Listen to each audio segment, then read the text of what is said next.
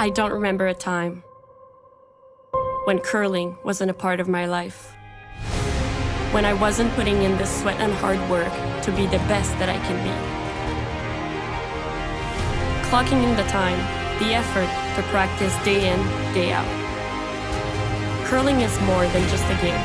It's a family, a community. And when it's time to play, I know I'll be ready. Hardline, supporting hundreds of our next generation athletes.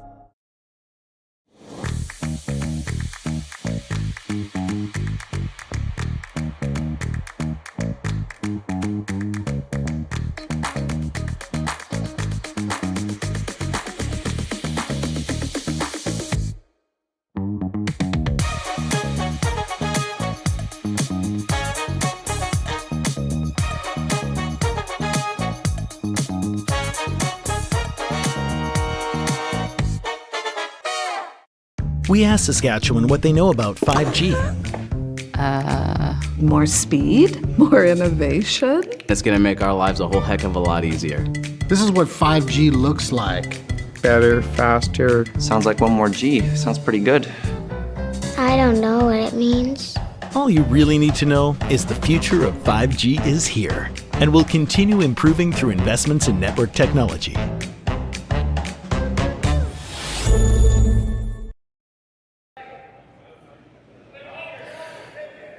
Good evening, everyone, and welcome to the Curling Stadium live coverage from the RBC Dominion Securities Western Showdown in Swift Current.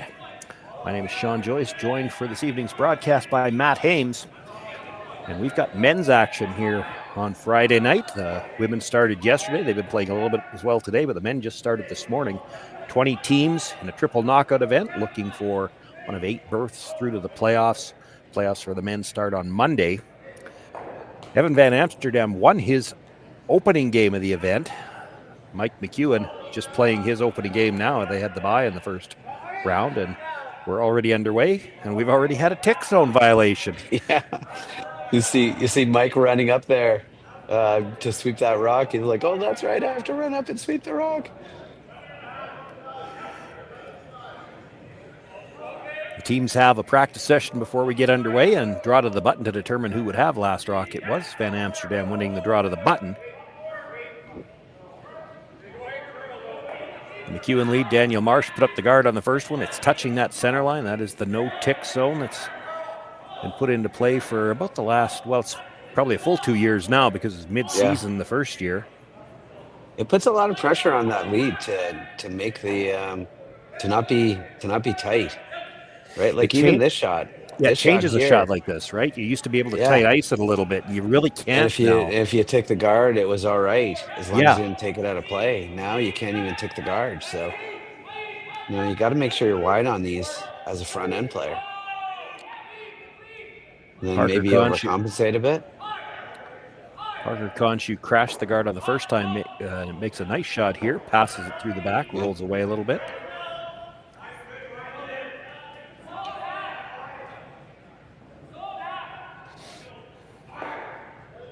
That kind of gets him out of trouble. Like ticking the first one gets him in a little trouble, and then not quite making that come around. Leaving a hack waiter, board waiter there. This gets him out of trouble. It's gonna make a pretty easy end for them. I think probably going into this end, they were probably like, we have hammer, let's try to just make this an easy end for us. That's what I would do if I was playing Mike McEwen. They don't like to make anything easy. That's why they threw up the center guard, but here's a bit of a miscue. And it will just roll through the back. Made the hit, but loses his shooter, and that's a chance to peel the guard now. Yeah, makes the end even easier, right? Like let's get through this first end and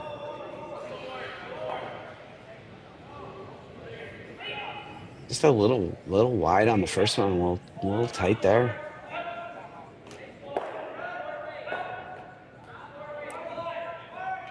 Sterling Middleton with the peel on the guard. Well, so what do you think, since we have an opportunity to have a guard peel, what do you think about the idea of after two ends, blanking, you lose the hammer. Yeah, everybody keeps asking me that question, I'm being as nice as I can when I say on the air that I think it's long overdue. It's gotten to the point where it's not just the players either. You talk about how good the players are, and they are, but the equipment is so good nowadays. Like the ice, I'm an older player myself. Like my days are all pretty much behind me, but we used to have trouble making the rollouts on a run back and stuff like that because the sides were so frosty. So you didn't get as many. Rocks didn't disappear out of the house quite as fast. The striking bands on the rocks we used to play with weren't nearly as lively as they are now because nobody knew as much about how to maintain rocks as they do now, and so doubles and triples are made pretty routinely now, and I think it's just a rule that was overdue. And so it's really interesting you say that, right? Because the striking bands look pretty decently big on the rocks here, like not championship level big. So I think these rocks are going to be less lively, and the curling club I currently play at, I'm also of the older vintage. So, like run backs were things that you played when you were in trouble, when I was playing, not for offense necessarily. So now the notion that you can just kind of blow it up on seconds last or thirds first and get every rock moving has completely changed the game, right? Well, and I think the other thing when they test it, we'll see how it goes when they test it. But the other side of that too is that last rock is seen to be the offensive advantage, and yet largely it's not used that way, or at least it's not used that way first. Let me put it this way: I've never in my life heard the team without last rock say we better play this shot to keep the blank alive. It's always the team with last rock that's worried about keeping the blank alive. Well, you've got the offensive advantage, play offense. And I think that's all this is going to do, is it's going to put the team that's got the offensive advantage in a position where they have to play offense. Well, that's probably how it should be. The team that's at a disadvantage should be the one trying to play defense. Yeah, so you're going to, like when you have hammer, you're going to definitely, especially in that second end, maybe not the first end, but in the second end, you're going to throw two corners. It's going to be like the eighth end and you're down one. Like you're just going to kind of go all at it, right? Yeah, there's an argument made for that. It'll be interesting to see how it's approached. I've heard people say it's just going to be the other way around, the team forcing the blank. I don't think it will be because let's face it, you get into that eighth end when a team decides, well, we're going to score two, so we're going to throw two corner guards. It's next to impossible to stop them by playing defense. The teams that stop them by playing for the hard steal. Exactly. Because you really can't defend against an offensive team with two corners by playing defense. You have to play one offense little yourself. miss and they're around that corner, and now all of a sudden you're running back for your life. So, it's. I think definitely it's. I'm of two minds about it. Like I definitely think it's overdue at the top level of the game. On my Tuesday night league, with my Tuesday night new curler league, where I play with two new curlers and a second year curler. Like we haven't seen a blank ever. Well, that's we just it. Don't ever see blanks, right? Yeah, the rules. Even if they decide to put it in at that level, you're rarely going to see it played anyway. Yeah, we don't even see a lot of ticks. Like we don't see a lot of We don't see a lot of guards that are right on the center line. So like the rules that apply to these guys don't really apply to the new curler leagues at my club. My club's not even playing the no-tick zone this year, and part of the reason for that is league play started in late September. Curling Canada didn't decide to adopt the rule for general play until after that. We'd already started the season, and they weren't going to change the rule midway through. So I imagine next year it'll be the rule everywhere. But you're right; it's not always an issue. We decided that we have a couple of leagues that are more competitive, so we'll play it, and then a couple of leagues that are less competitive, so it's not like we just kind of walk out and talk. Again, they're not competitive leagues, right? So we just talk to the other skip and say, "Do you want to play the no tick?" And they're like, "Yes, I want to play the no tick, please." So.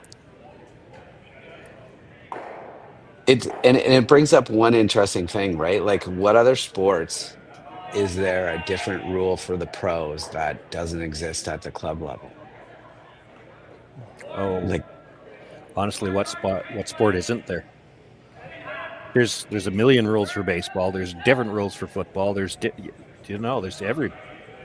there's no shot yeah, the clock in NFL has different basketball, rules. or Yeah, that's true. Yeah, it's no, every you're sport. right. Yeah, every sport has different things.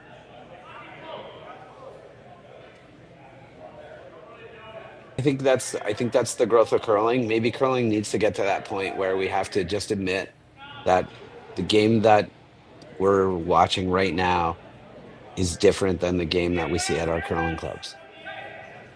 And that's okay. Like it's fine. Like these guys are going to make shots that not a lot of players are going to make. So in that instance, if we want it to be a little bit more entertaining and more rocks in play, and not like this, right? Like we don't want this. The players don't mind it, but we don't really want this. Well, the announcers don't love it because we're not really talking about the game here. You know that you're expecting these shots to get made, right? It's pretty Right, it's routine. You end up if I playing was the first. watching this game, yeah, if I was watching this game afterwards, I would just FF this whole thing. Like just fast forward through the whole thing. Yeah, it is a pretty common strategy, though. A lot of these teams, men's and women's, doesn't really matter.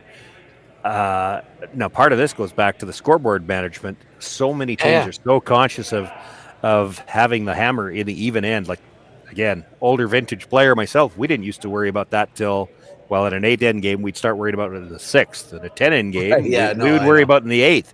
These guys are worrying about it in the first end. We'd like to have the hammer in the second.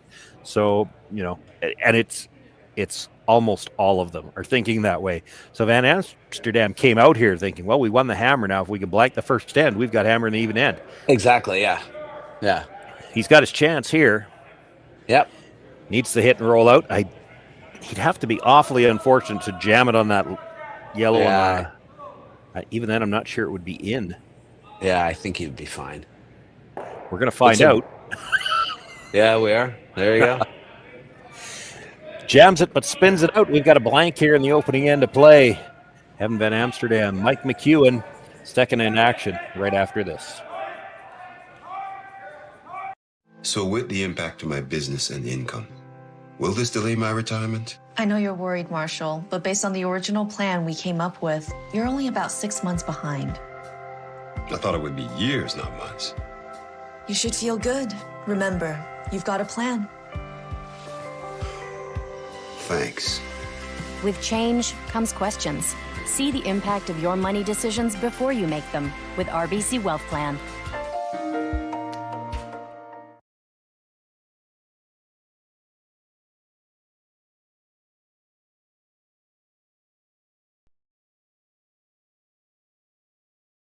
Handcrafted in Canada, Hardline's Ice Pad has revolutionized curling for over a decade.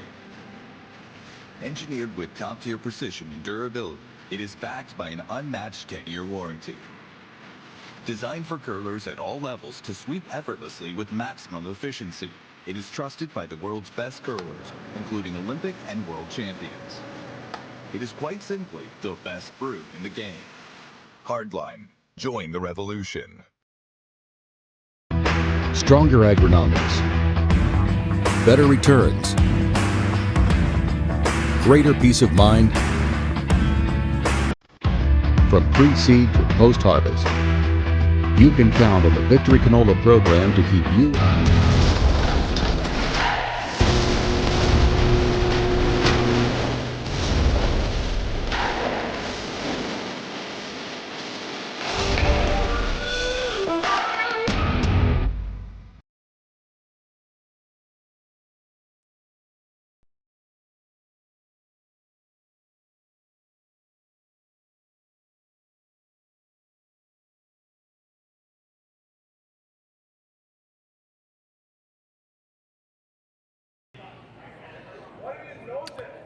Both of these teams playing like they got somewhere to go. We're back for the second end after the commercial and already onto the third stone of the end.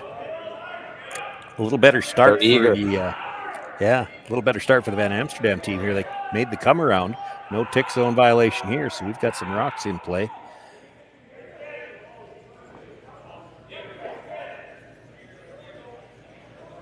Yeah, we're gonna probably see the pattern of guard, come around, freeze, freeze. That's a little shorter, so that changes it a little bit, right? That changes the call a bit.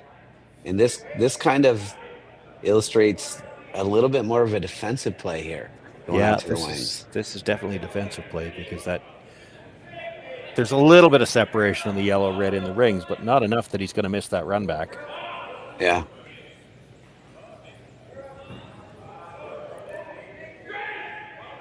Ooh, had to carve that to try to avoid another tick zone violation, but in so doing, they're going to go through the back. Yeah. Well, that's a tough throw right there. Yeah. Do you play the run back already, or do you risk the freeze? And I know what Mike's thinking, right? This is a case where you hate to play the run back too early. You don't want to blow everything up and see another blank. But if you play this corner freeze, there's a chance you could make things worse for yourself in the house. Like, it's good right now. If you freeze this wrong, you change the angles and there's no run backs, right? Yeah. But the good news is that they have to throw. Like, they have to do something. Well, they have to do something, but this is the fifth stone of the end. So, I mean, if Yeah. you make this really good, they could just start cleaning up the middle. Right. And if you don't make it really good, they might not have to. Well, he made it really good. Yeah, so they're going to play this runner, right? They're going to try to get all three yellows moving.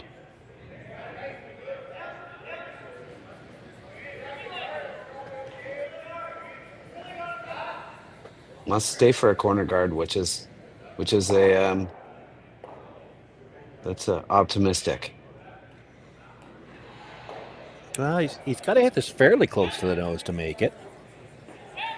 Boy, you don't want to over curl it. He got that going. Yeah, he really did.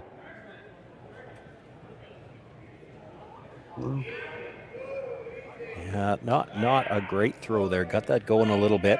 Yeah. Does move a couple of guards, loses his own stone with it. Like McEwen will look to guard the stone in the 8-foot for now.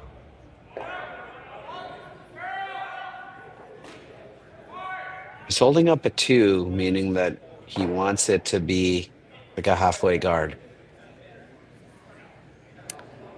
Yeah, probably halfway or a little bit higher. Yeah. A little bit higher is probably good. Yeah.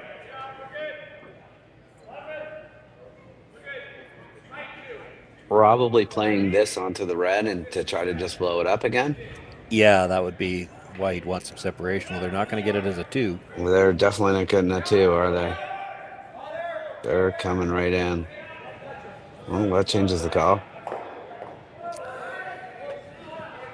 Fortunate that it You stopped. can make this double and roll. Yeah, you might be able to roll this on.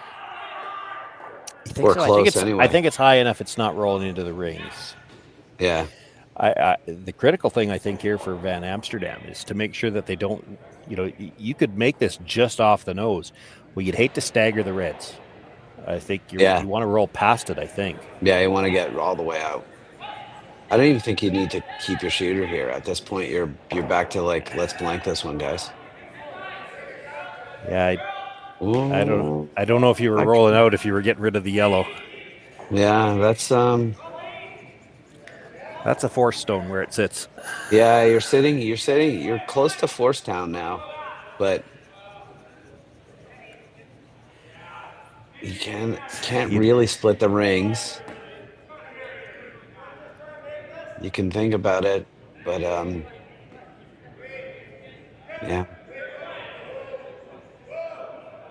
Yeah, no, come you around this. Can't split the rings because if he decides, well, we're going to get forced anyway, he's just going to come around his own guard. Yeah, you got to get there first. You're gonna leave the net run back, but you can't take away all the ways that they can score reduce. So might as well get there first. You got to get by first. This is really this curling. doesn't look great.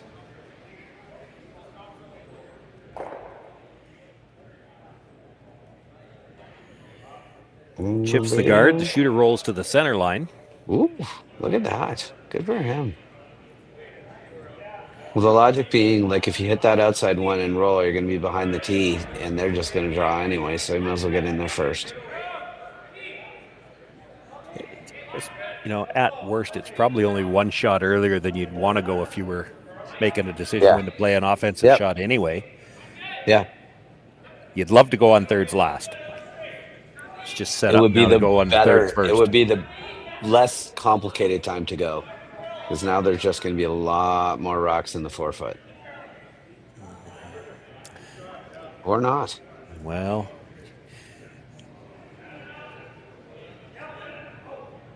I definitely wanted that in front of the tee line. Yeah. I'm Take that rock little, and move it up 2 feet, and you're in a glorious situation. I'm a little surprised they didn't just take it back when they realized it was behind the tee. Yeah. There's not even a reason to be shot at that point. Well, the only thing I'm thinking is they were concerned because it was still well out in the open.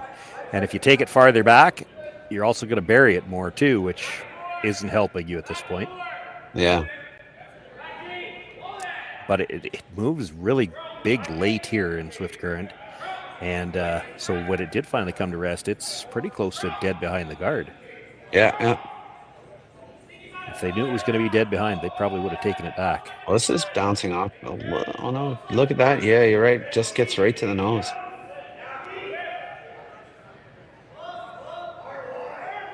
Red is second shot. I'm not sure. They are, but I think you got to play to move this yellow, and it's going to be hard to get it by the red. Absolutely.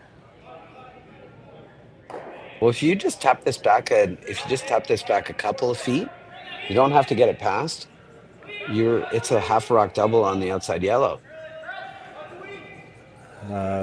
It could be, yes. There's still going to be a bunch more rocks thrown in the middle. I'd be more worried about. I know, yeah. If you're trying to tap this back, I'd be looking at trying to keep angle to pass it by the red, but no, he's going to line them up.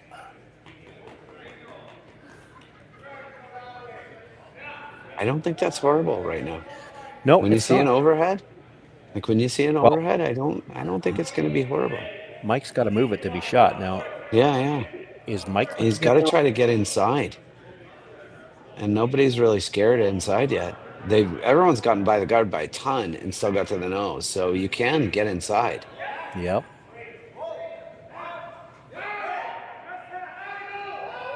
He's really got to try to get inside here. Yeah, he does. It's depends on your point of view. It's not critical that he moves it on this attempt. If you got right to the face on this attempt, how does he ever score two? And it's still there to be made on the next one. It's critical to get to the nose. I don't think you're trying to move this unless you can get across the face. Right. So you kind of got to throw this to the sweepers, and that's where they've got. One of the things this team has done since they assembled, Colton Flash, is one of the better sweepers. He can sweep. He throws third, and he's done some skipping before, but he's not in the house. Yeah. And he can sweep. That was a conscious decision. They have him there to brush, and if memory serves, I haven't seen them much yet this year, but I'm pretty sure Colton's the inside brusher no matter which turn they play. Pretty They'll much. switch him back and forth. He is. Yeah, So, I've watched a bunch of them. He's always the inside sweeper. So this is one where Mike, to make the shot, he's got to throw it to the brushers. If they don't get the line, they just freeze it. And as soon as they've got the line to get to the inside, they'll let Colton go. I think they got some aggressive ice here because they got Colton on the inside. They're playing this pretty tight.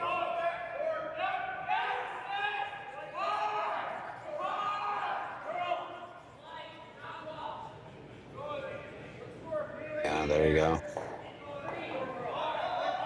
Great shot.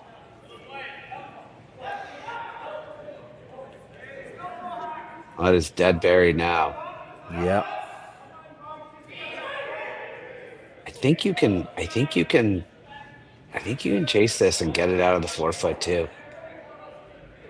But I think you can hit. I think you could hit half a rock with like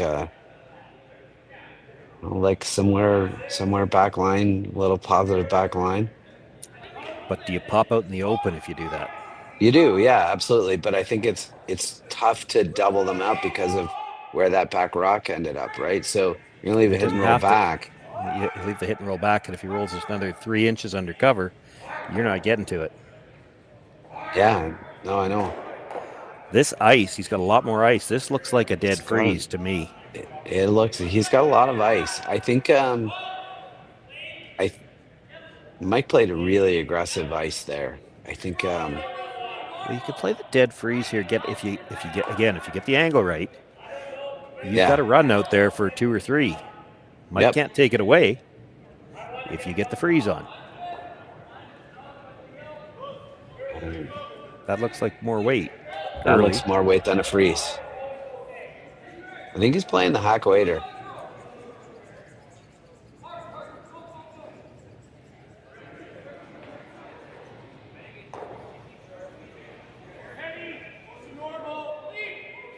Yeah, pushed it far enough back that gonna leave it's a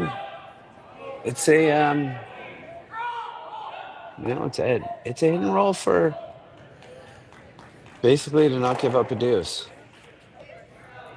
in a new spot. Yeah, that's the tricky part about it. Now I'm looking at where he makes contact, though. He could roll to, if he rolls right onto the S in the S3 logo, I think he's still fully in front of the tee line. He could make it very difficult for Evan to score. He could play the same shot he just played, come down to the other red, knows it. Could. The Dane, and just sit in front of that. And risky. It has some risk, but it's the same shot they just played. Oh, but that double off the corner, it would be flat, but it's there if he's all the way to the back 4 foot. Yeah. That would be for 3 too. Yeah. Yeah. Big shot here.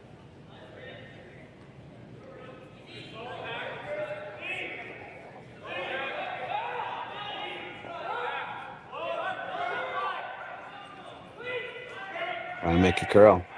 Nope, trying to make it not curl.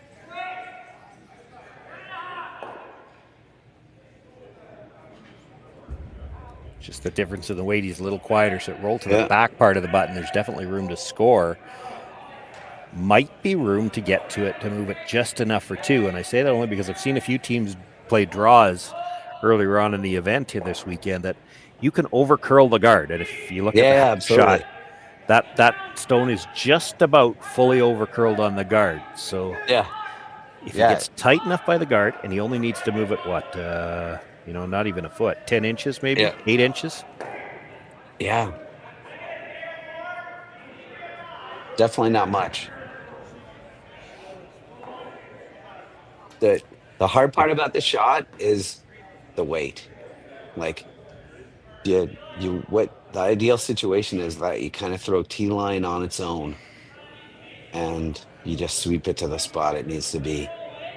But it's easy to throw it like a little heavier than you need to be. Yeah, you know what? I can't tell if he comes to his own stone who's shot rocket. I'm not sure. Yeah, I think it should be this one, of course, unless he spills off at all. This is one of those shots where as soon as you're by the guard, you'll see the outside brusher take it. Yeah, so they're already sure they're by. You want to treat this like a draw to the tee line, basically, and then sweep it to the spot you need to sweep it to. Touched it, but not thick enough to move the yellow onto the red, and he does pick up his single point. Evan Van Amsterdam with a 1-point lead here after 2 ends of play. It'll be Mike McEwen with the hammer for the first time in the third.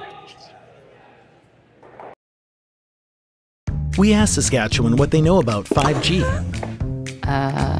More speed, more innovation. It's going to make our lives a whole heck of a lot easier. This is what 5G looks like. Better, faster. Sounds like 1 more G. Sounds pretty good. I don't know what it means. All you really need to know is the future of 5G is here and will continue improving through investments in network technology.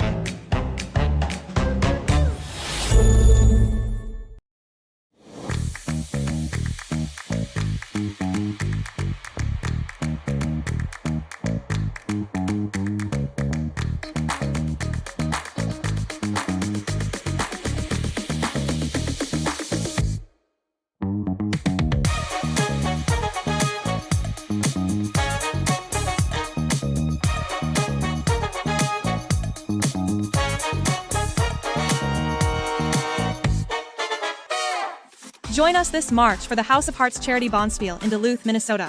Help raise funds for Project Joy, who provides meals for hungry kids in our community. Every donation helps to ensure no child goes hungry. Join us and make a difference. Together, we can spread joy. Hey Ben, what's the Aztec Safety online e-learning website again? Yeah, that would be aztecsafety.com. Fire extinguisher and firefighting, we'll send that one to Paul. Ah, now here's a course I should probably take. Conflict resolution. Power line safety. Yeah, I thought it might help me with my line calls. Did you know this Aztec website has over 100 safety courses? Jeez. Aztec Safety online course. Ground disturbance. Could have used that a few seconds ago.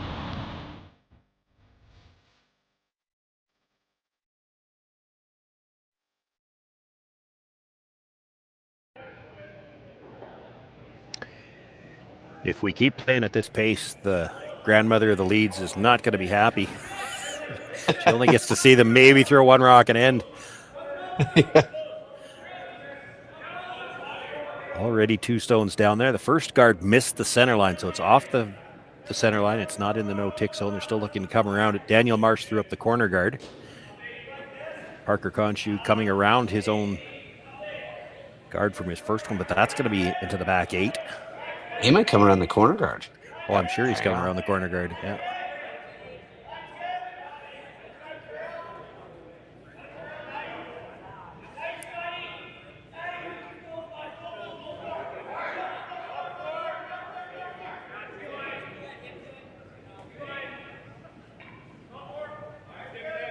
Well, we could get some rocks in play here. Yeah.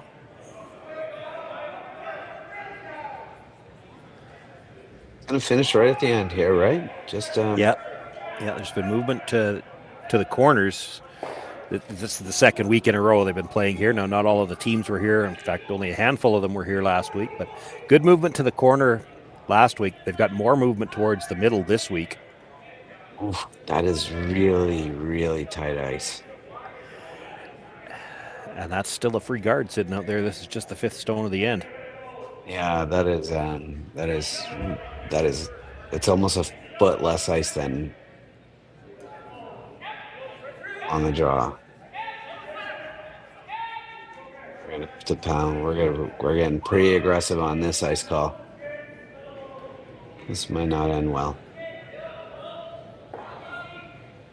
On the guard. And it does hit the divider, so the guard goes back. The shooter removed from play.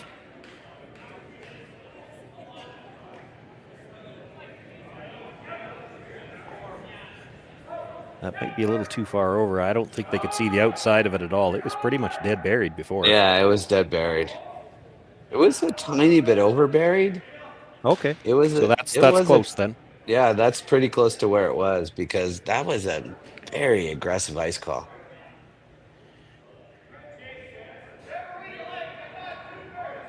Yeah, where do you go now? I don't actually hate coming around on right there. Yeah, I think that's the shot. I like that shot better than going to the back one. If I'm coming to the back one myself, I'm trying to tap it through and roll open. Make him play it. Yeah, just try to sit in the back there. Yeah, if he's got to hit the open one back there, it's not. He's not going to do you any harm with that. But why not? I like this too. Like go top 8 here, buried, and really put some pressure on. Well, I think this is because it's the odd end, though, too. You expect Evan's likely going to run the guard back if you make this, and if he gets them all, well, you're back to maybe looking at a blank end here. Yeah, I know, but if they ever miss the that run back, this isn't the worst thing either. Like just double guarding it there. Even if it just bit the rings, would have been good. Would have been great, yeah, to bite the rings. But it forces play to the middle. It forces we're not in blank end territory now. We're in some rocks in play. We're not walking down blank end road. It's not to say we won't end up there, but yeah, we're a couple stops away from blank end road. We're gonna need some misses to get a blank now. Boy, you don't want to leave this one half out in the open. That leaves the row behind those double corners.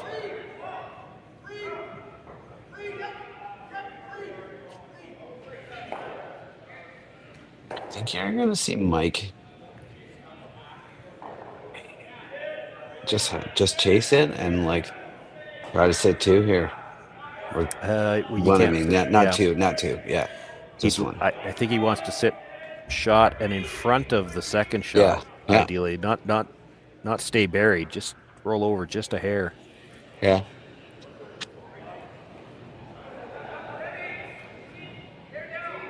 The two draws that the Van Amster team have in the rings, both deeper than they would have liked, and that's giving Mike McEwen some rocks to work with here. Yeah. That's why it's so important to get something in front of the tee line. It just helps your cause. Like the rocks in front of the tee line are your friends. Rocks behind the tee line are the team with the hammer's friends. So right now it's yeah, it's precarious. Like you almost have to play a kind of come around freeze to that. Yeah, play the outturn come around freeze. I don't know if you need to make the freeze. You're still back to that spot where top 4 foot's probably better than back 4 foot. Right. But what I'm saying is like you're throwing a draw. I know. Yeah. You're not in a great situation right here. Well, the like main reason you're throwing that. That's tough. Yeah, that's about where you're at right now. It's ugly. Like it's not good. That rock on the right-hand side is lost. And and the one he's trying to freeze to is over buried. Like he's coming around the garden over burying it. You freeze to it, and you freeze to it wrong, and you could be facing 3. You could make this shot, and Mike McEwen could still be sitting 3 after his next one. Yes. It is not good. It's like you're kind of in desperate situation here. This is thirds first, and you're freezing without hammer. So it's this is going to be a do or die end. Not bad. You can still chase it with this in turn, so you can make it go away with this in turn.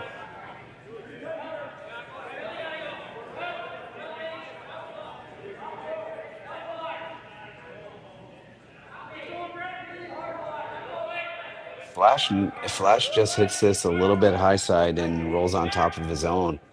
We're gonna have to try to just splash them, and just hope for a give up a deuce. He's not gonna move it very He's far. on the guard. No, he's on the guard. All right. Well, that's a bit of a reprieve. Still kind of in a precarious situation. Well, you are, because there's a double on the reds right now, so. Yeah, so you gotta like just come around. It doesn't matter what turn, you just gotta come around and make this top 4 foot. Doesn't have to be shot. Needs to outcount that one on that outside. Top 8 foot, bite the top 4 is good.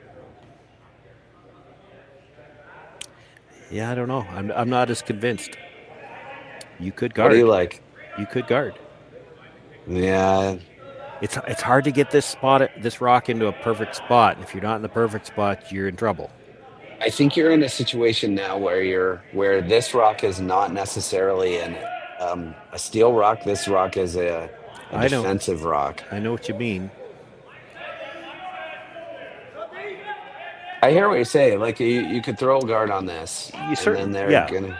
I mean, they're likely going to have to peel something if you throw the guard. There's always the come around to be played later. I think this does put a bit of pressure. It does bring the game a little bit. Like it's gonna be tough to manufacture a deuce if you can put this biting the top 4. The tendency is to kind of throw this a bit light anyway. So you got your guard. They're gonna have to rip those. I mean, you might be able to chase that still. They needed that to bounce a little bit. Yeah. Give Flash a chance to play the same shot he just missed. Probably not going to miss it this time. Make the adjustment.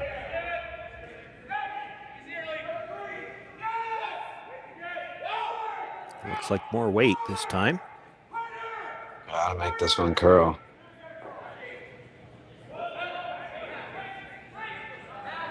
Not curling like it's not gonna move it.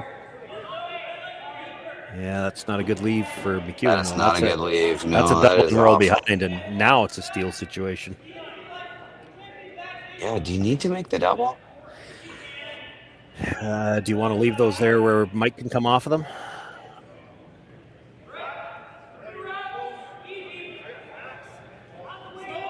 Yeah, I mean, if he's coming off them, he's coming off them for one. Like both of them are going. Well, I think the back red's going when you hit him. Yeah.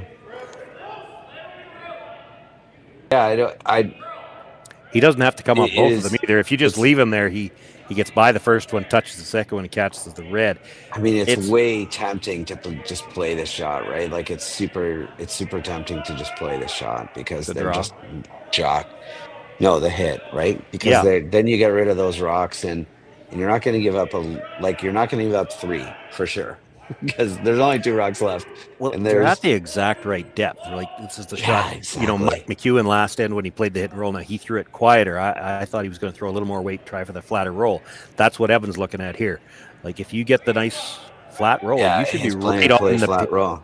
You should be right on the pinhole here, just looking at the depth of the rock you're making contact with. And still doesn't have to whip it. Just it's not going to be hack weight. Just a normal weight hit, yeah. Maybe a little bit more than normal, but not much. A little firm. Close. Oh, it might have overcurled. It's a little bit overcurl at the end there. Wanted to roll that half a rock less. It's not awful, but half a rock less and you're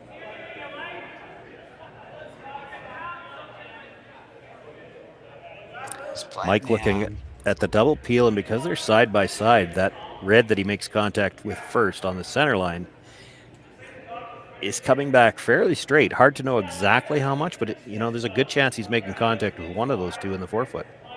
That's what they're trying to decide right now. Yeah, I don't know. Well, you got to hit almost on the nose, though. No, I don't think so. Half a rock, I think, because it's going into that red and then it'll come straight back. It's hard to tell if they're touching, and that's what they're getting down to look at it. They've called Colton down to look at it, because if they're touching, it doesn't really matter how you hit it; it's coming straight back. Yeah. I don't see any daylight myself.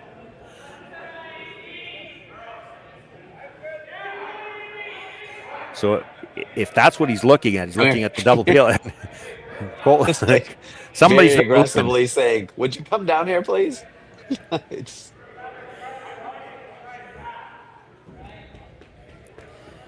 Because really, if that's there to make, you double peel those two guards, have it come back and clip one of the two out of the forefoot. Either one, it doesn't really So it's matter. definitely touching. So then it becomes a question of Yeah, I think the key then is you got to make sure you hit it thin enough. That's Mike looked like he was trying to judge the angle. Is there any way we can hit this thick enough that it misses the second rock and just comes back onto the yellow? Because you saw him get behind the yellow and look. Yeah. And I don't think you could, but I think you hit half to 2/3, touches that rock, comes more or less straight back. Double peels the guard, clip one of those two out of the forefoot. And you're back in a situation where you're sitting second and third with no guard on shot rock, and Evan's got to be careful. Well, we're going to get to see what happens because he's going to play it with some pretty solid weight here, probably based on that ice call. Yeah. Like this is going to be moving. So let's throw it Mach 1 and see what happens, right? Yeah, probably doesn't even need to be quite that hard. It'll be, good firm normal.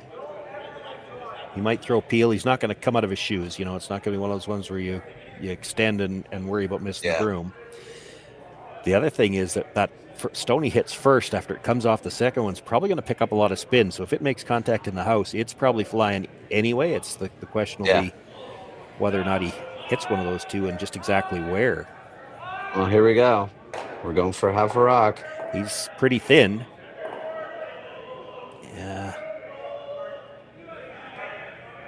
I thought would happen, honestly. But, I think these now it's an issue for McEwen. If you can get this rock in, you can get this rock biting the top 4 foot right there, right where he just put his broom. Just bite the top 4 foot. Take away the in-turn. Center line biting the top 4 foot.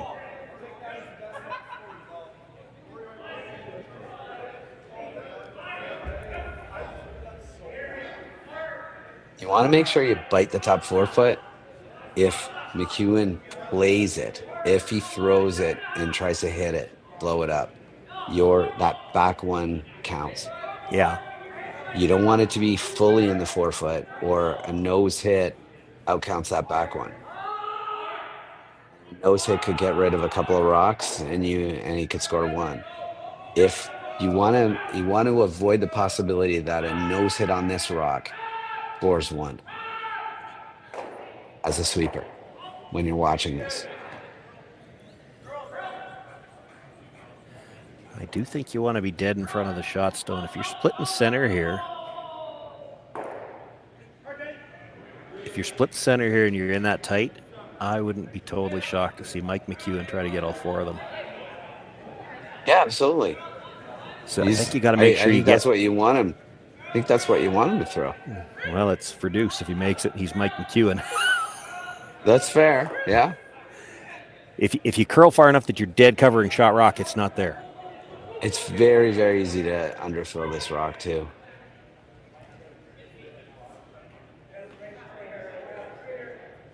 Yeah, well, there's no didn't really make it tough on him, but it's not. Well, it's tricky. It's super easy. Pick that top one with the weight that he's going to throw here, and it's ugly. Throwing against 4. It's not a bad situation to have him throw against 4.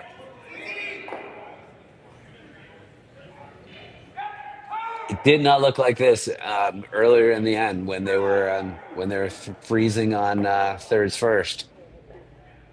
Yeah, no. It looked a lot more precarious, and it's funny how a curling end changes. This is still not a gimme. I mean, Mike McEwen, yeah, he's not going to throw a lot of weight here. We've seen him throw a couple of shots like this already. If he's a little bit on the outside at all, a little bit on the high side, with the quieter weight, the top red, I mean, it's jamming on the second one. It's not going to go very far. Yeah. He's got to get right to the nose to be safe. He's got to get to the nose to get his 1.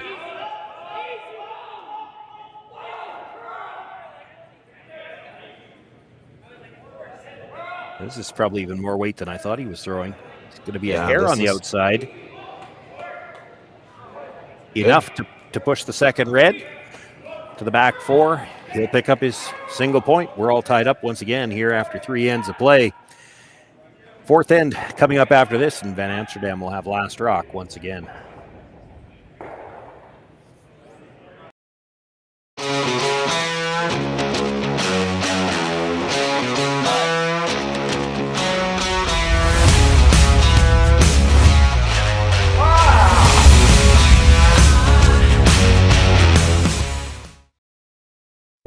I don't remember a time when curling wasn't a part of my life. When I wasn't putting in the sweat and hard work to be the best that I can be. Clocking in the time, the effort to practice day in, day out. Curling is more than just a game. It's a family, a community. And when it's time to play, I know I'll be ready. Hardline, supporting hundreds of our next generation athletes. Saskatchewan, you know Sasktel because we're everywhere. Because being everywhere keeps us connected to you. With Sasktel sponsorships, we get to be part of your community. We're here with you, and we're here for you. It's easy to get started. All you need to do is apply. Sasktel cares. Always has, always will. To apply for sponsorship, visit sastel.com/sponsorships.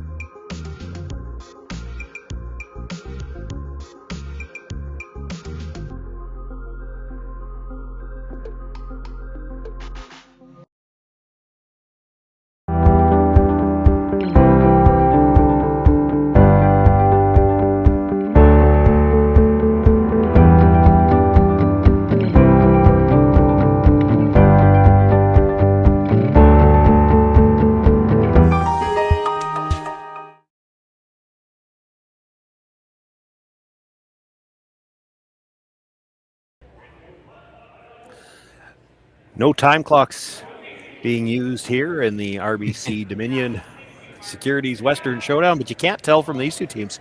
They are playing at a brisk pace already. Again, onto the third stone of the end as we come back from the break. Daniel Martian this time being asked to throw the long center guard, so they're going to go with the two center guard strategy. And you know, just watching them, you could see that little inset picture during the commercial break.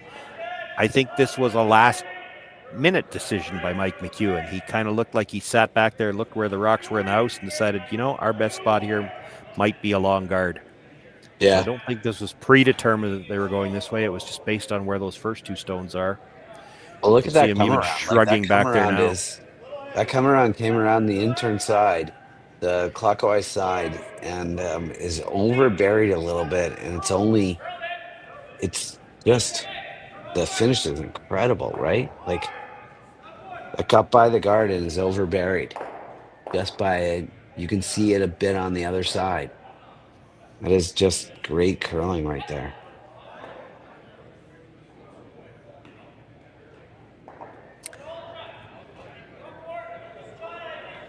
That will come so to a rest, just biting the top of the button.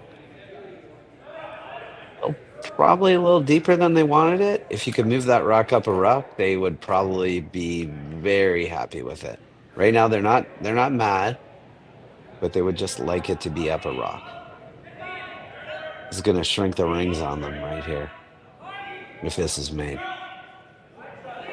This is the fifth stone of the end, so likely the peel's starting after this. Now this looks like it's curling early. Oh, this is curling a lot. That means that it's probably light. I could change the peel decision.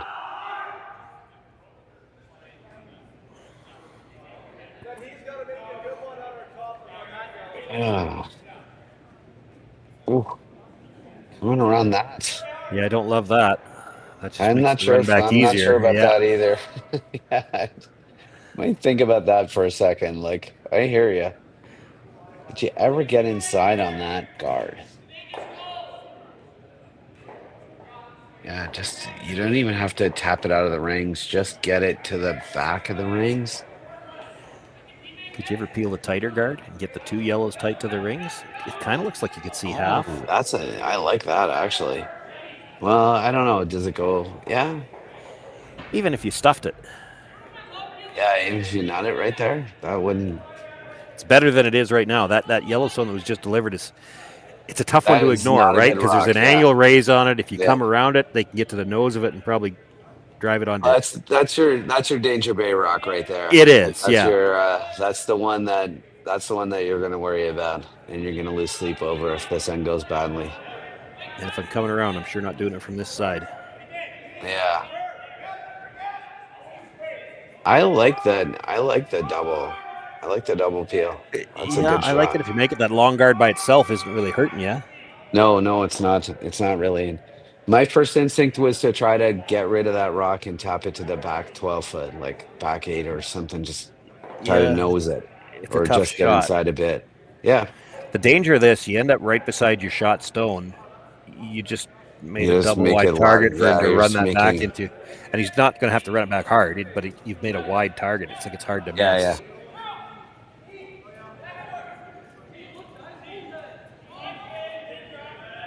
Yeah, it feels like the McEwen rink missed that shot, and they didn't really miss it badly because they put the rock in a spot that's way usable. But let's see what happens. Like, that's a good shot. That's what they wanted to play. Putting some pressure on.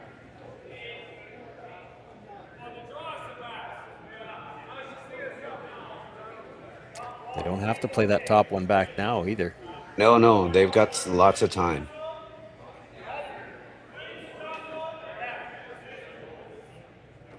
That's why Mike was looking at the freeze too. I mean, you can make the freeze and still have the tap back later.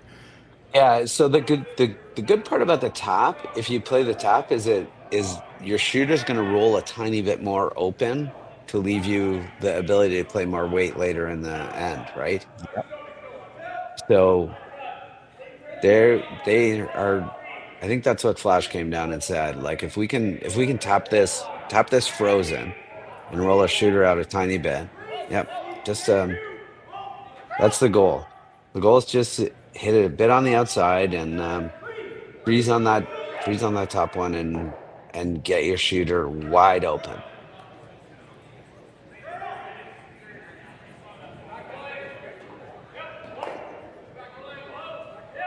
Here is the shooter. Shooter's open, and you're in pretty good shape. Shooter looks like it's going to be open. They're trying to make a curl. Way too open, in fact. Well, you know, Mike's it's not doing bad. the hole. Mike's doing the hole. That's a great shot. It's not bad because it came off, and that tap is still there. It's a little closer together now, and so is the in-off on the red. Yeah, it's not. The same yellow rock is the one I'm worried about if I'm Evan. Yeah, I know. But I don't know what you do with it now. You got no way to get rid of it now. Well, your shot is still there. Maybe like the. No, because now if you're the guards, you mean? No, because it's coming back into the reds if you're over the top of it now. Oh no, just the guard right in front of where he's standing onto the other one, and just nut that again. Do you think you could see enough of it to nut it? I'm afraid you come over the top and then you're driving it back into the reds. Might come over the top. I'm not sure that you're. What if you just like intern freeze onto your own top one again? That probably makes the in-off easier. I think he's looking at the split off of his own. I like that if you make it, because it gets rid of the in-off, right? Doesn't even have to be that far back. Tap it just behind the tee line, and the in-off is gone. Yeah. And just roll over to freeze on your own. And roll your. It's a split. It's a drop split, right? You don't Right even have there. to. You don't even have to actually freeze on your own. Now, like you could you could move it over too a little bit. Yeah, where his right broom into is, it. you Right could where move his it over broom a is. couple. Sure. Yeah. Well. Yeah, That's then you're not making bad. the pocket bigger for the yellow tap. Yeah, up, you're though. just I think like you want to be you're- on the face of your own, if you can. Yeah, I like you're this making call. The danger rock still again is that top yellow rock, right? That top 8-foot rock is the Well, rock that's- you're the most worried about right now. That's why I think you want to roll to the face of your own, not beside your own. If you roll beside your own, look at the. Yeah. It's going to be 3 reds across. It's I agree hard with to miss that. them all.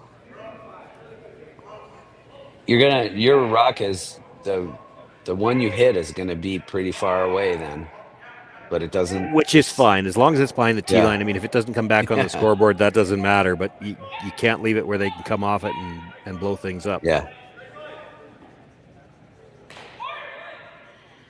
Well, this might be crawling. Yeah, he's not hitting it. This is straight draw now. And it's too much weight for straight draw.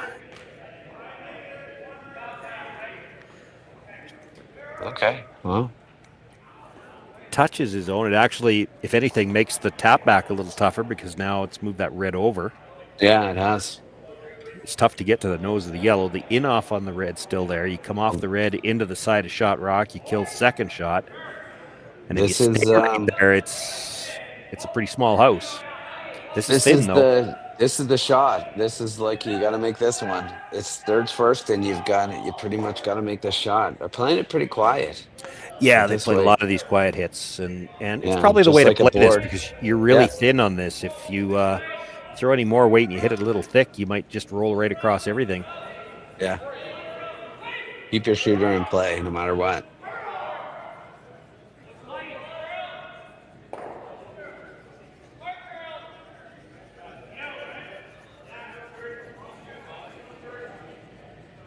It's not horrible.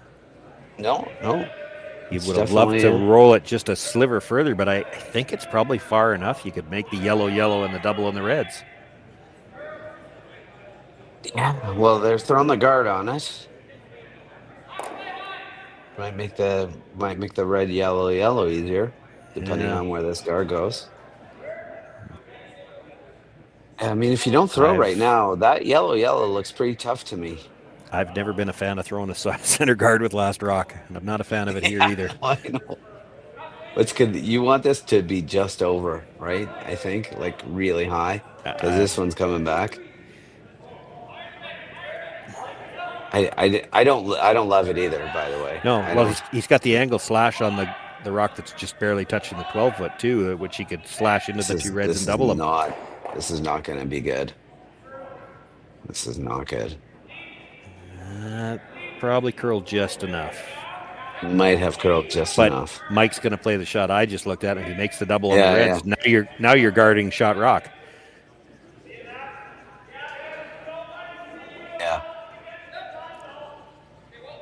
Like, he makes this shot, you just guarded his steal. Yeah. Yeah.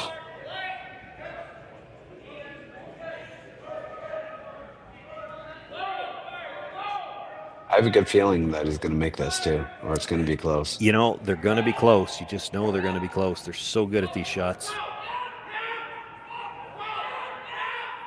All he's got to do is stop it on one of them. Oh, probably a lucky break there for Evan Van Amsterdam, and it touched the yellow one and pushed it out into the open. If it doesn't touch the yellow, this is a totally different end. As it is, he's got a chance to get to the inside, pass it by, and 3 is still in play. Well, certainly a deuce. Certainly, if he can make a good shot here, and it's a solid. Might be. I don't know if he can pass that back one, but it doesn't matter. I think if he's getting in behind, he's going to have to pass the back one. Yeah. I think if you're jamming it, you're not getting behind. You're staying right there.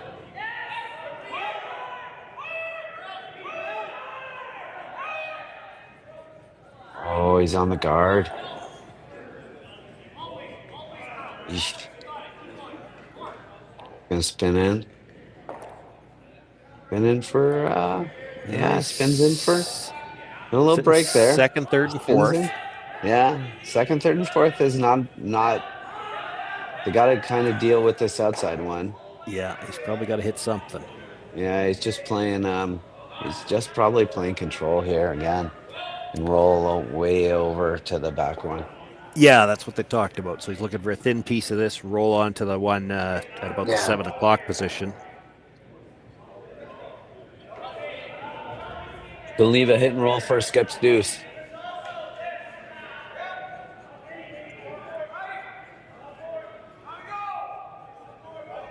So assume he makes this, rolls to the back 4 foot, back 8 foot.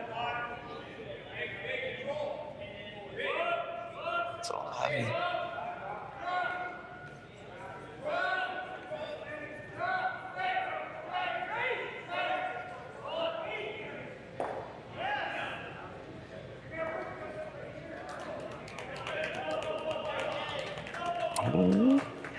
No, he didn't leave a double. He left Well, he might have, but you're not making the double and staying, and you're probably not losing making the one double. of the reds. You're losing one of the reds, so you're only sitting one. So, and it's at the back 8. You just so that's throw, really at this point, do you just throw the draw?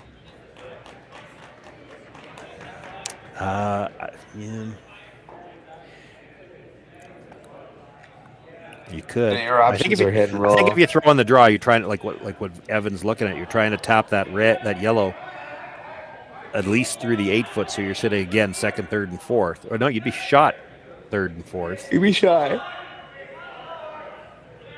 What does that get you? Like then? Well, Mike tries to come down and sit on it again, but Mike would have the same shot, but to follow it down. But if you leave that yellow, half in the 12 foot, half in the 8, he can't get the red one out. And so now bring that rock two stones forward. So Evan makes the freeze, and then Mike makes the tap back after that. He's on the back corner of the button. The slash double clears everything after that. Yeah. So that's what it gets you if that exchange is made. Now Mike knows that too, so he's going to look for something different on his, but they make the decision to go after the top stone, though. And this is not wrong. You can get your deuce here. This is how you get shot rock in front of the tee line on your first one. Yeah, you can sit buried shot in front of the tee line. This is a Skip's deuce shot and an outside chance. If you can roll this enough, like if you can over roll this a little bit, then an outside chance at getting rid of that back one still for a crooked score. Key is roll the shot.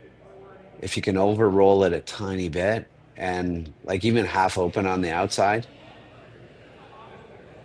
forces Mike to make a freeze on his own back one.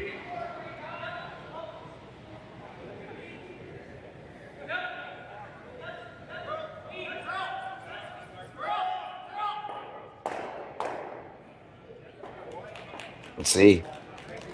And roll for skips deuce here.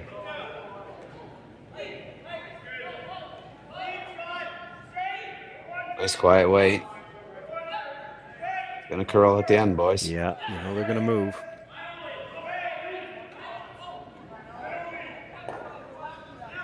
Good looking shot. Oh. Would have been great, but that's great. That's a great shot. You take that all day. Think you can chase it? Think you can chase it with hack? He's contemplating freezing on the back one. Yeah. Interesting. Freezes the back one. I'm not seeing how he's scoring two anyway.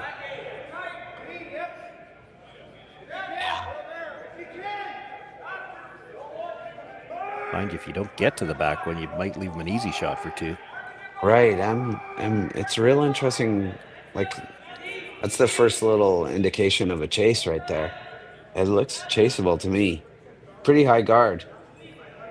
If that guard wasn't in the way, like if that high guard wasn't there, you can see a quarter of this rock, so you would chase it no problem, right?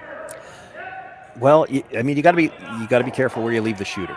If you roll just to the, well, let's say just fully open on the other side of the center line, he can blast the double. Yeah, that's true. And if you do try to chase it and hit a little too thin and roll over the top of those back ones, you leave a tap for 3-2. That's danger too. Yeah. Yes, freeze to the back one. If you do freeze to the back one, you don't.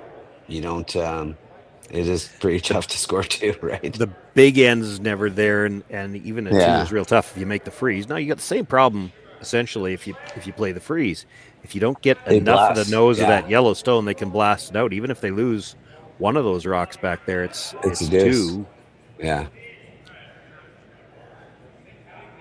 Well, so he's just gonna try to freeze to his back one, dead on the nose of, as close to the nose as he can get to be able to get there. Finishes like crazy. Colton had looked at, and I don't know if that's what they're looking at from the hacks now. Colton, just before they went down, had looked at the out-turn draw to try to bury for shot rock, and it might be there. Yeah, it might be. It's not a bad call, actually. I think you can get there. Might leave them a little like a little tap on their own red. That's risky. Playing the freeze to his back one, trying to get to the nose. This is going to stay out there for a long time and then come sideways at the end. Gotta make sure the speed is good at the end. Here it goes. You don't need to make it curl, boys. It curls. Boy, I don't think they got that deep enough. That's an over-the-top double for three. Might even be able to hold the shooter, but I don't think you throw it that quiet. I mean, you might be able to make four. Yeah. Hard. It's wait, thick you can half, see thick a little half. bit more than you can see. Like hit a yeah, bit. You can thick see half. I'm thinking you got to be across the face on it, right? Yeah. I don't think you're holding the shooter, but I think it's definitely there. That died on them. Yeah. They had the line. All they had to do was get it there. I think you just play this assuming you're going to lose your shooter. Yeah. Your shooter's not going to outcount that top rock, and if it does, great. But you want to just make sure you go over the top, and you lose that. You lose it over the top, that back one, and you get three. And three is an outstanding number at this point.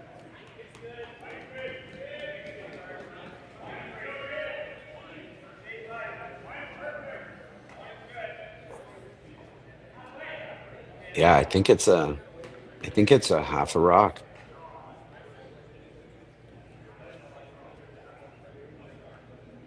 Maybe a bit more, just a thick half. I'm thinking thick half, and only because you need to hit the second one thick enough to go over the top of the third one. Call it 5/8. Well, that's thick side of a half. Yeah. The only way he hurts himself, I think if he hits everything that he can see, he could dead stuff it. That would be a little scary. Yeah. Curling a bit. Might be curling too much. Curling too much. I think he's going to touch the red. Oh, dead jam. Just touches the red. And so had a chance for a really big end. Ends up touching his own stone. Jams it. It's a steal of one for Mike McEwen. He dodges a bit of a bullet there. Takes the lead. Evan Van Amsterdam with the hammer once again in the fifth.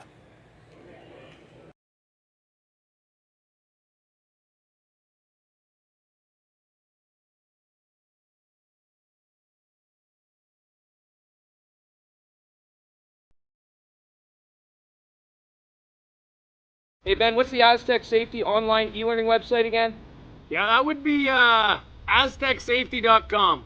Fire extinguisher and firefighting, we'll send that one to Paul. Ah, now here's a course I should probably take. Conflict resolution. Power line safety. Yeah, I thought it might help me with my line calls.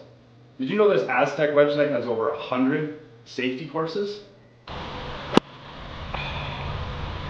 Jeez. Aztec Safety online course. Ground disturbance. Could have used that a few seconds ago.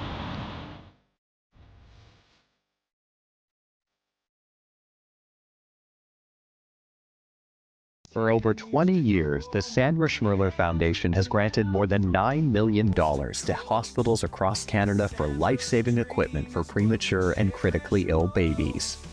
In the past 4 years alone, $4 million has been granted thanks to the curling community's incredible generosity. The need continues year-round, and with your help, we can ensure every baby has the chance to grow up and become a champion, just like Sandra.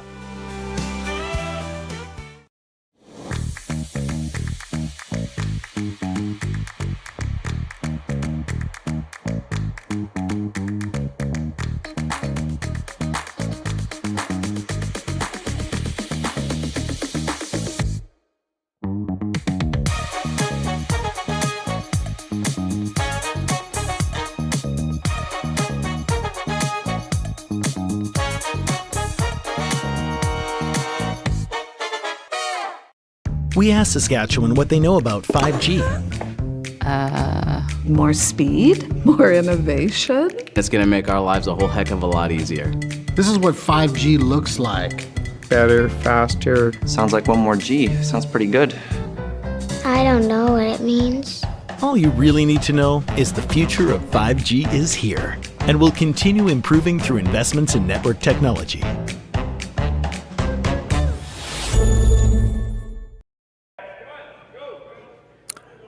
Well, it's a steal of one for Mike McEwen in the fourth end, and just one. But, Matt, if you're Evan Van Amsterdam, it feels like more. Oh, it feels like a ton, right? So you just really need to figure out how to bounce back from that. It's rough. Like you got to keep the shoulders up. You got to just stay positive.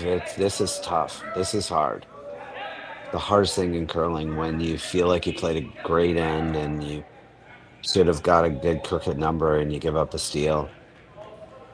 It's pretty easy to do this, to just like throw your come arounds.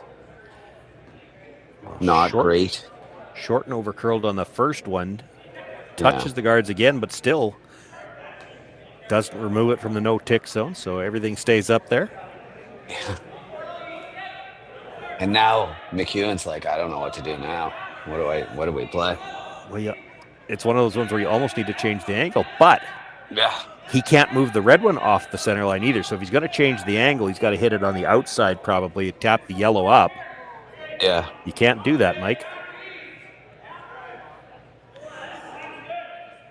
I just saw the gesture that he made was get to the nose or inside the nose and break the angle. You can't. If you move it off the center line, everything goes back. Yeah.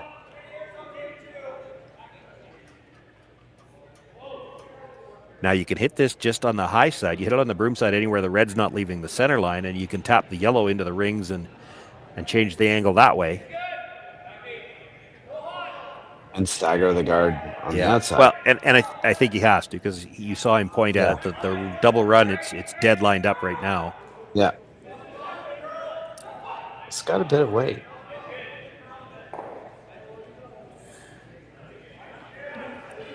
I'm not sure they changed the angle, though. No, I think they've left the double. did. And this is the 6th stone of the end now, so the free guards don't matter. Yeah. I think you just play this with like a board weight. You don't even have to throw normal at this. Rocks are your friends. Like, you're not desperate in any way, but you want that red rock that you fire in to stay, and it doesn't hurt you to have rocks in the back of the rings. The tricky part of this is no matter how much it looks like it's dead lined up, you hit this off the nose one way or the other, and it could drag a little bit. You'd love to stuff this back there. I think if you stuff it, both yellows in the rings are going. Sterling Middleton with the big weight. Not sure you need to throw it this hard. Makes contact with both of them. He loses the raised stone, spills the yellow out into the open. It's not a bad result. No, it's a good result. It's a they're a little bit more in the it's less bad this end now. There's still a stagger up there though, and Mike's going to try to come around it. Yeah, he sits buried behind the stagger, and it's going to be tough to blank this end or get some offense going. You're going to be chasing.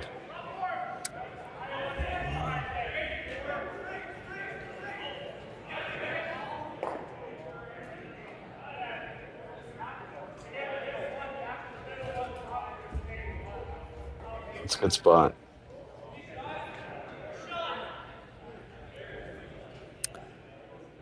Now, if you He can get rid of them all. Well, and what I'm wondering is, because if you're hitting this on the center line side, which is what he's looking at, it's going to drag a little bit. Does the yellow? Is there any chance? Might get that yellow one in the 8-foot. Yeah, because that gets you back to a chance to blank. And actually, if you're one down playing 6 with last rock, that's not a bad spot. No. If you can get this end back to a blank. The problem is that I don't think you can get rid of your shooter and the other center guard. You're right. You can't. So there's going to be there's still going to be some guards in play, no matter how hard you throw this. Yeah, he doesn't want to be full on this.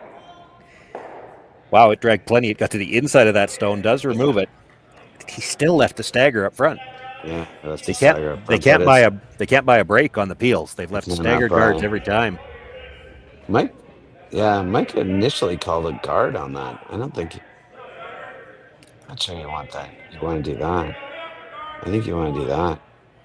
I think you're at a 4-1.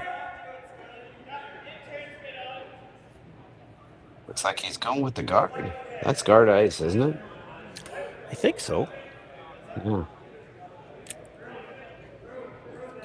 Interesting. Third's first stone here. I don't mind the guard here. You got to make it. You sure can't overcurl on this. I guess that I could be talking. So you play the guard because if you go up 8 foot around the staggers and then make a hit and roll buried, then you just threw a guard on there, hit and roll. So you're just kind of killing a rock here. Don't think you want this to curl.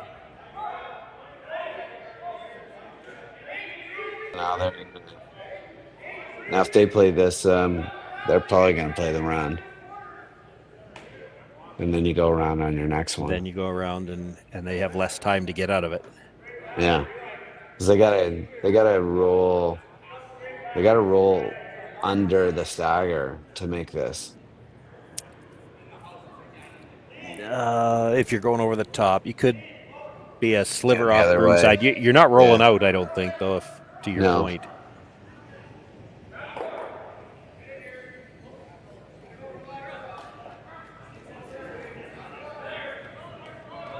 Trying to make a curl.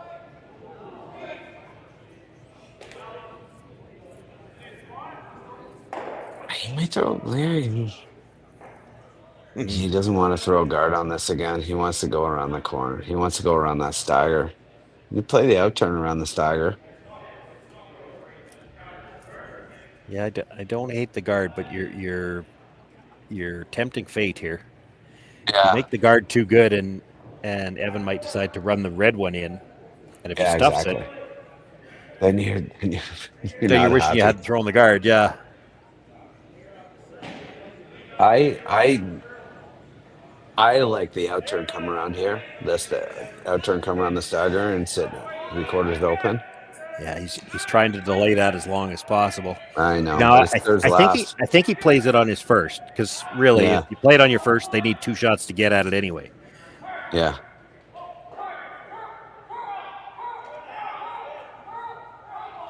Yeah, you make this good, and you hope that he plays the yellow run, he doesn't play this red and stuff it.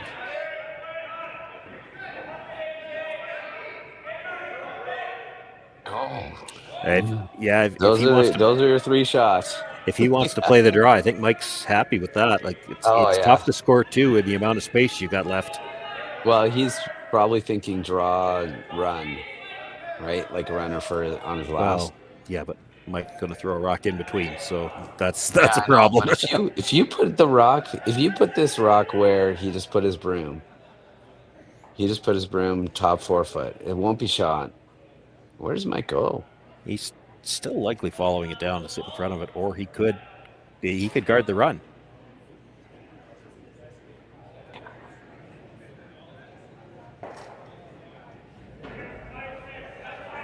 Actually, for that matter, he could just play the hit and roll inside off the run. Then you got nothing. If you made that, then you're running the yellow for your 1. Well, he might not have it. If he rolls underneath the yellow, he could stagger again. I think this needs to be shot, and I don't think it's going to be. He didn't call it to be shot. He just called it to be there. I think it needed to be. I agree. If you're worried about that run, you could hit that corner guard. Yeah, no, that's a great shot. Just roll a sliver underneath. Well, because you don't want to roll too far because they'd have the intern chase then, right? No, you only need to stagger it. You don't need to be right under. They're talking about just guarding it to take it away, which you could do that too. Yeah. Mike's talking about just drawing around this out turn, which is good too. But if you rub off that stone at the top of the 8 foot or top of the 12 foot, you could leave a double. I mean, he's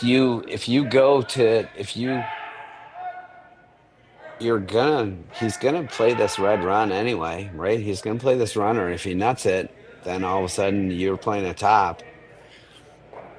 Because he shot. Yeah, maybe. Depends. You're gonna kind of force him into this runner.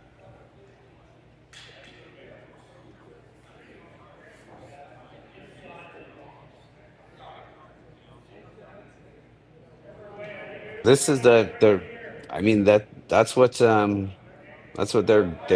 played this shot to play the run for 2. So you're not taking away the run by playing this shot, like by playing this draw.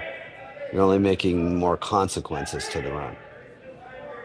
I'm not saying it's a bad thing. Like again, well, if you're sitting 2, the run's not going to give you 2. Yeah, but there is some risk here. You've got to be tight to that stone of the 12 footer. You're not, you want to at least be edge to edge when you stop. Yeah. If you leave air, he's got the in off double. This is out there. This is way out there. This is way out there. And finished at the end. They all finished at the end. I think it got there. Gonna leave the runner double.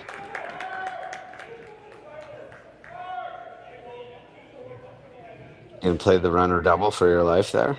Not on my first stone, because if you don't make it on your first one, you've already lost the game. Well, I know. That's why it's for your life, man. It's the renter double for your life. I'm looking for something else on my first one if I could, and I don't mind Sterling's shot. If you could get to the freeze, get slightly to the inside where you're already second shot, that runner now is nose. Yeah, can you get to the nose? And Mike had a mile of room, so you must be able to get to the nose or slightly to the inside. You got by an acre. You might be able to get enough to the inside to be shot rock, to be honest. Yeah, all you got to do is tap this back. You don't even have to sit. Like, you don't even have to tap it. Right? If you get to the corner of it on the inside, if that runner double, they're wondering how much that drags, and I don't see it dragging enough. Like, you'll make sure you have a shot to score if you play the double peel, but I'm not seeing how you're ever getting more than one.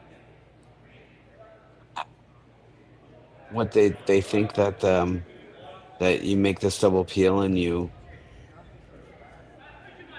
They have to think it's dragging enough to catch that stone in the 12-foot, but I'm not sure it's catching it in a good way for you. They think it picks it onto the one on the 4-foot. And they're hoping for a bit of a bonus in that the top stone comes across the top of that corner guard and maybe pushes it into the rings as well. This is mostly about making sure he's got a shot to score. I didn't mind Sterling's shot. If you get there, I think. I'm with you. I'm with you. They played a shot that we weren't even talking about. And they got pretty much what you should have expected out of it, like nothing. That looked like it had to drag a lot to touch that stone in the 12-foot. It didn't. Yeah. Didn't move it at all. Didn't touch the corner guard. It didn't change anything. There's no stagger there now. I mean, he could run that guard back somehow or another, but I'm not sure how that's better than what he was looking at a second ago. Well, yeah, that outside runner was. Well, you gotta play it. I think you're gonna be playing that for your life now. So that's one of the things, right? Like, if you're find yourself playing a runner for your life, you might as well play it on your first.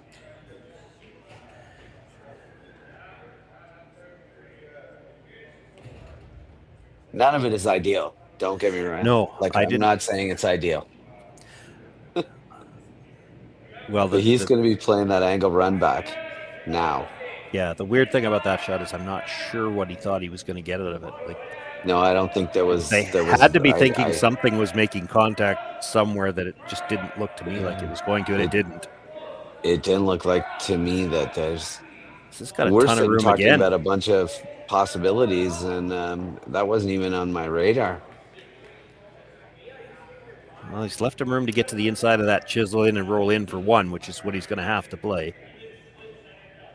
Yep. It can't feel great that you just watched Mike McEwen come down that side twice and neither one of them moved. No. Hopefully they were watching his release. He absolutely has to get to the inside here. He's going to be playing with some kind of hit weight. Maybe hacked a bumper with that ice. Yeah, it's pretty aggressive ice. It had, and they haven't seen a lot of curl. I wonder if this is like a backline to hackish kind of thing. You sure don't want to overthrow this. Anything on the outside, even the nose, you're giving up probably too. Yeah, you really don't want to overthrow this, right? So you want to play like basically think about a heavy draw and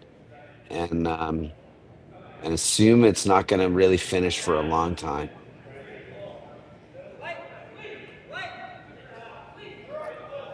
Got it out there a little bit. Yeah, that's what I saw too on the release. Bit of release, but they did indicate out of his hand that the weight might be down a little bit. That might save him. It still looks like it's got a curl to me. Yeah, it's got a curl a lot. It's a steal of two. Steal of two, yeah. It was a long ways out there, and they were still sweeping it straight for most of the way down. Came by with lots, makes the hit, but doesn't get the roll. Put two more on the board for Mike McEwen. They open up a 3-point lead now after 5 ends of play, and then Amsterdam with last rock again in the 6th. So with the impact to my business and income, will this delay my retirement? I know you're worried, Marshall, but based on the original plan we came up with, you're only about 6 months behind. I thought it would be years, not months. You should feel good. Remember, you've got a plan. Thanks. With change comes questions. See the impact of your money decisions before you make them with RBC Wealth Plan.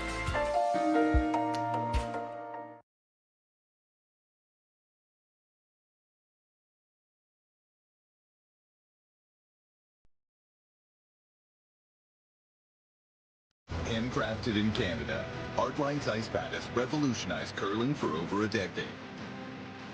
Engineered with top-tier precision and durability, it is backed by an unmatched 10-year warranty. Designed for curlers at all levels to sweep effortlessly with maximum efficiency, it is trusted by the world's best curlers, including Olympic and world champions. It is quite simply the best brew in the game. Hardline. Join the revolution.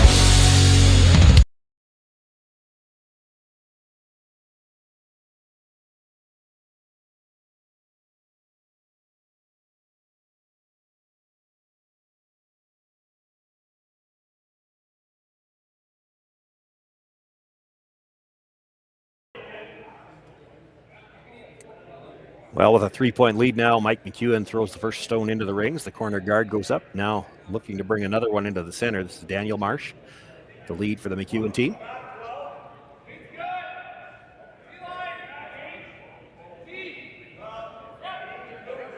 Yeah, I think you're going to see Van Amsterdam throw the kitchen sink at this end.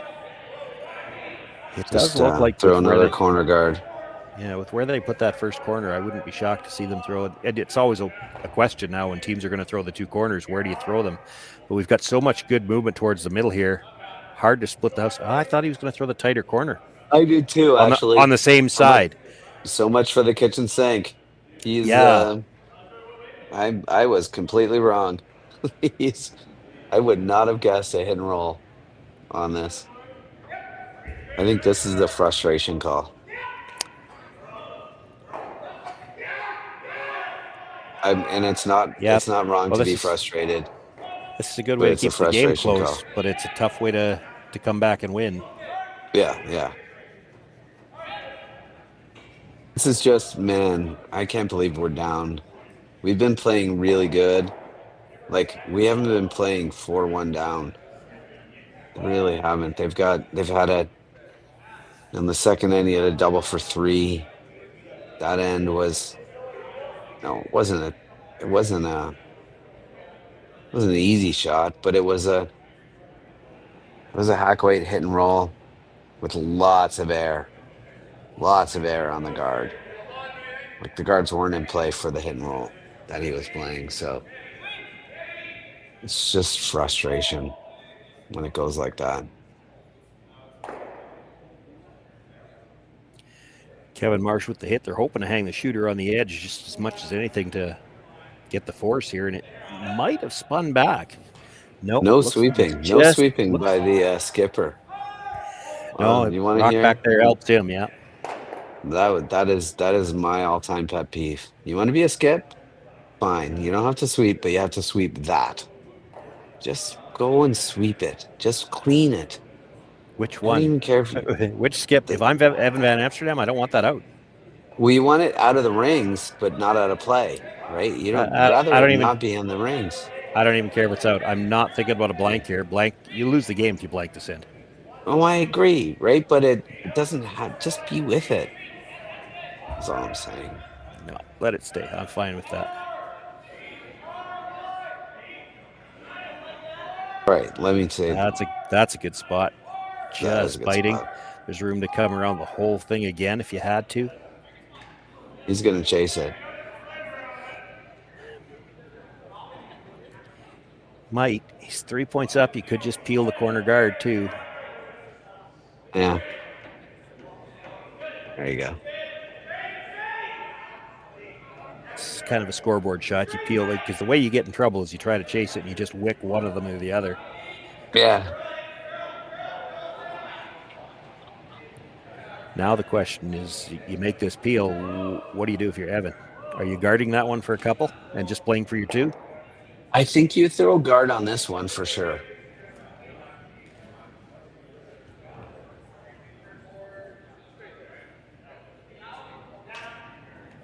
What are we at? Seconds last stone.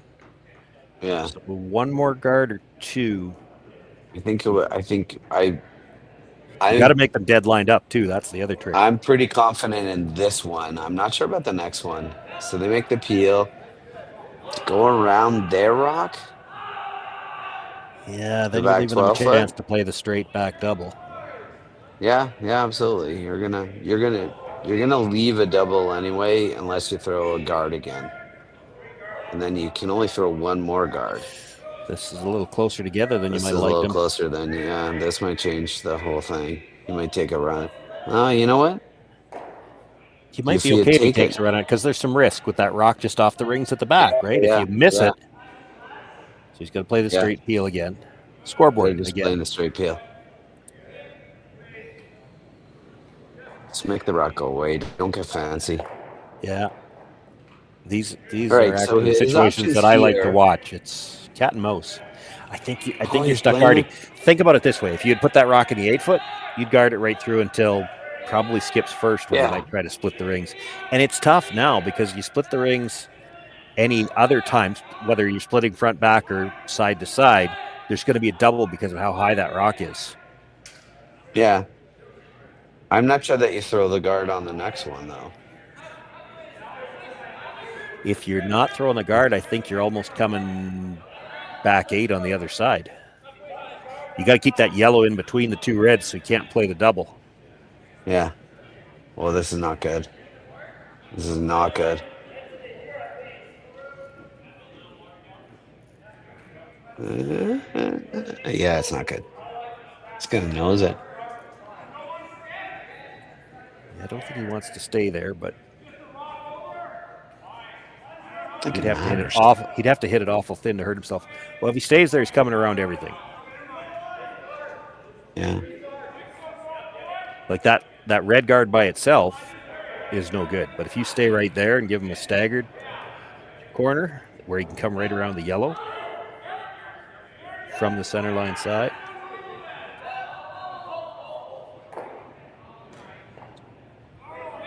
Yep.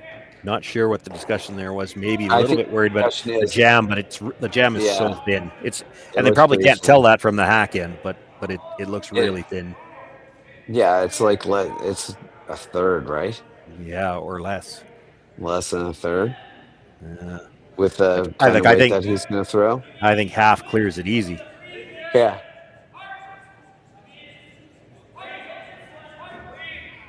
Well, they're pounding it for line, so let's see. Half cleared it easy. Yep. Nice shot. Yeah, that's not gonna. I think you're at a different point in the. I don't think you're at the point where this is really an offensive shot anymore.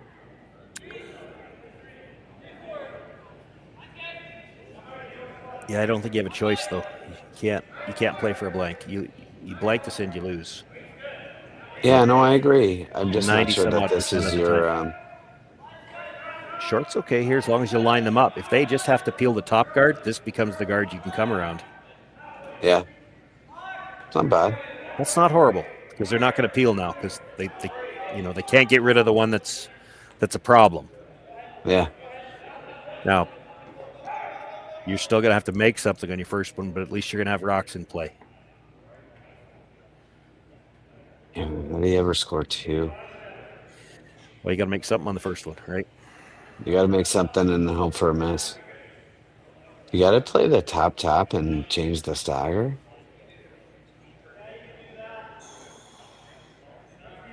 He makes a perfect guard. Mike throws this guard. I think you're trying to freeze.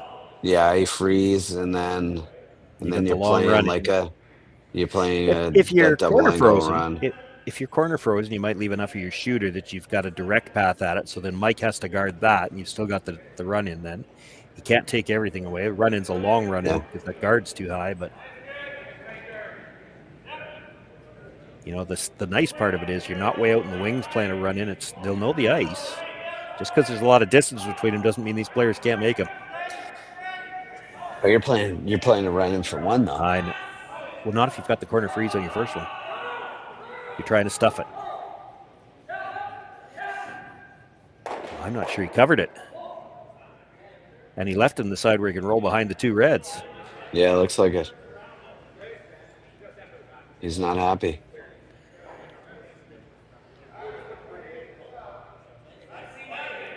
Yep, that's your shot, man. Yeah, the question is, what weight do you have to throw? Look at with the reverse stagger between those guards. I think you have to throw this. I don't think you're getting between the guards with hack, right? Yeah, you're not getting between the guards with hack. I think you got to throw like a control-ish. But then you try to get as close to the nose as you can. Yeah. Like you got to get by that top yellow as close as you can. Like skinny the top yellow.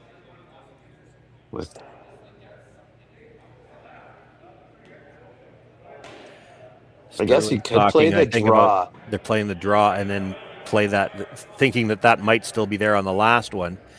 And if you had to make it with the last one, you don't have to stay buried if you're making it on the last one. Yeah. Do you have the top guard into that rock right now? Probably just, because it does look like there's a port between the red and the yellow that we could see on the overhead. It looks like it. It looks a bit like it. It's kind of like if you make the port, you're going to make the shot, but it's tough to. It's not a gimme to make that port. No, it's not a gimme to make the port, but I think that's if they make this shot where they're putting their broom, they're leaving that. I think the reason they're looking at the draw, I think the reason they're looking at the draw is because they're figuring the amount of weight they have to throw to come through the port and make the hit on shot rock now. They can't stay behind the guard. They're probably thinking the weight they'd have to throw on that reverse stagger, they're rolling too far.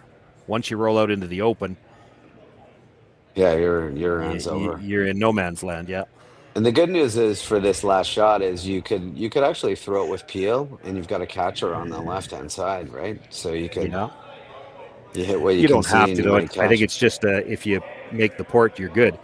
They're going to try it. Oh, we're going to see. Yeah, I think this is here. It looks like it is. I mean, you can see more than half of it if you get. I mean, you're going to have to flirt with the yellow guard a little bit, but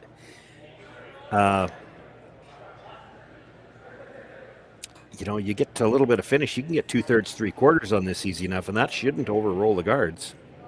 Yeah, I think if you hit what you can see, you can make this with control. And that's what he's throwing based on the ice.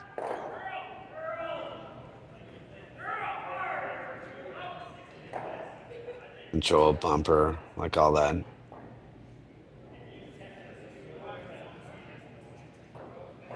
Evan Van Amsterdam with his first and the sixth, trying to negotiate Positive the port release. again.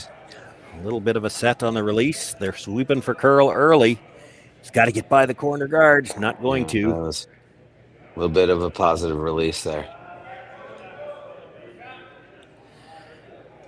Yeah, if you were going to throw that type of release, you needed to tighten up the broom. Yeah, way tighten up the ice and give it to the sweepers. Could have been a way to make it. You take the broom where you're already off the guard. Yeah. Throw that type of release just to hold it straight early and then get it to curl at the end. That's fine if you're playing it that way. You just have to. That broom that he took, that's not what he was playing. But that's not what he was playing. There's lots of players that would, throw it straight for the first absolutely. little bit.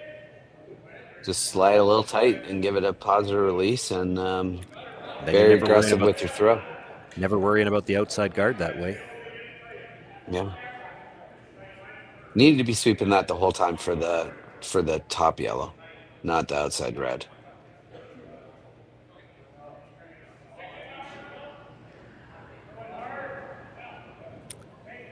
Gives Mike McEwen just basically a freebie here. You've got at worst a blank. You get any piece of the rings here, it's probably at worst a force, and you could steal a point here. And if they pick up the steal, put this this right might on be the top. last end. Yep. Put this right on top of your own one, and you get to go to bed. Or go hang out.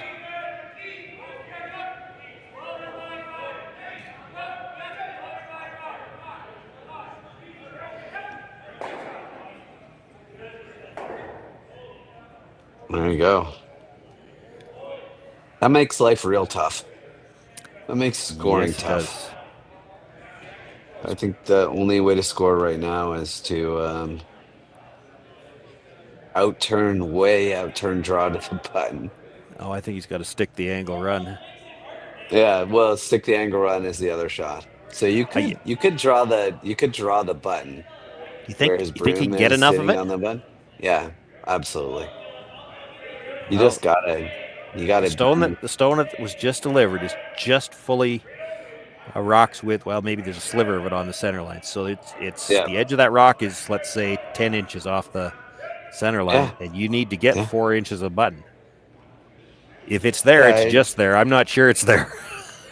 It finishes pretty hard, but yeah, it's they're gonna give it a whirl because that's probably the shot instead of the angle raise hero shot.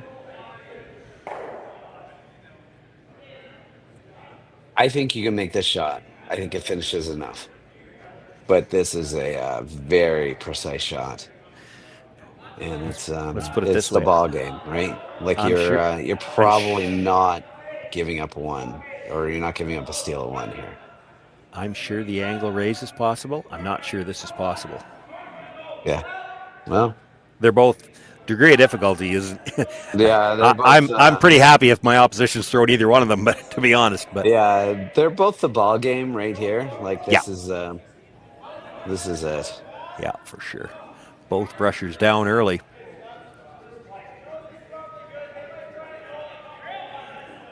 I think you have the weight. We're not going to find out if it would get there because he's not going to have the weight. Does he have enough to cut him down? Not even that. It's going to be a steal of 2, and that will be handshakes. Yeah. Mike McEwen picks up the win in what was his opening game. Evan Van Amsterdam, after a win earlier today, loses his second. He'll drop down to the B event. Both of these teams will continue on tomorrow and through Sunday, trying to reach those playoff rounds on Monday for the men. The playoff round for the women is on Sunday. We will have all of the action for you on all of the sheets here in the Curling Stadium Swift Current. It's the RBC Dominion Securities Western Showdown. All the games streaming all weekend long and commentary on selected features. My name is Shawn Joyce, my partner tonight, Matt Hames. We've been thrilled to bring this to you. Had a great game tonight, and we expect a lot more action. You know, I just want to finish by saying, like, the Van Amsterdam team, they didn't play that great, or that badly, I mean. Like, they played really well, and it was a couple of shots here and there. And this scoreboard, it looks like a blow-up, but it wasn't a blow-up.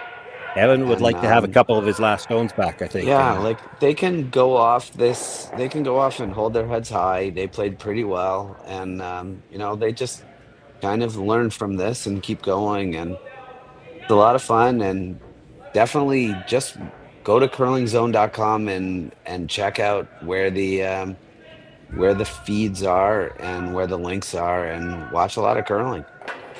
5 draws, I believe, tomorrow. Again, 5 draws on Sunday. So a lot of curling action ahead here from Swift Current. We hope you'll join us for all of it.